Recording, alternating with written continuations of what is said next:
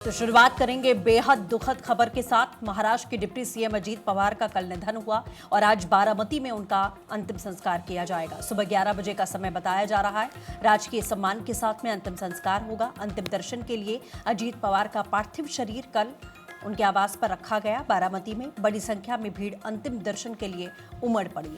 तो ये वो तस्वीरें हैं दर्दनाक जो हम आपको दिखा रहे हैं, जब ये प्लेन क्रैश होता है और उसके बाद किस तरह से सब कुछ जलकर खाक हो गया। इस समय पूरे महाराष्ट्र में मातम का माहौल है।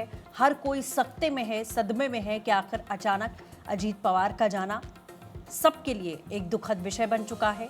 एनसीपी की अगर बात करें तो हर नेता, हर कार्यकर्ता इस वक्त नम आंखों से अजीत पवार को याद कर रहा है, उनके साथ बिताए हुए पलों को याद कर रहा है और एक तरीके से कहा जाए तो एक राजनीतिक क्षति के रूप में देखा जा रहा है।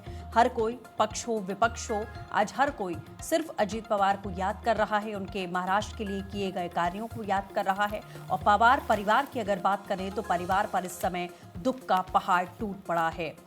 हर कोई सिर्फ ढांढस बंधा सकता है, संभालने की कोशिश कर सकता है, लेकिन परिवार इस वक्त टूटा हुआ है, बिखरा हुआ है। आज 11 बजे का समय, जब पूरे राजकीय सम्मान के साथ में अंतिम संस्कार, अंतिम विदाई अजीत पवार को दी जाएगी। चंद मिनटों में किस तरह से ये प्लेन क्रैश होता है और सब कुछ जलकर खाक हो जाता है।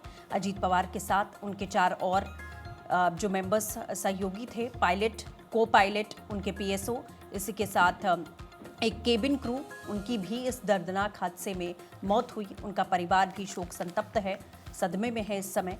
किसी को समझ नहीं आ रहा कि आखिर एक जिला परिषद के चुनाव के लिए रैलियां संबोधित करने के लिए अजीत पवार निकले थे महाराष्ट्र से और अब वो कभी वापस नहीं लौटेंगे। बारामती में ही उनका अंतिम संस्कार होगा। परिवार के जो सदस्य बाहर थे, कुछ विदेश में भी थे, वो सभी जल्द से जल्द यहाँ पहुंचे और आज 11 बजे का वक्त बताया जा रहा है जब अजीत पवार को अंतिम विदाई दी जाएगी।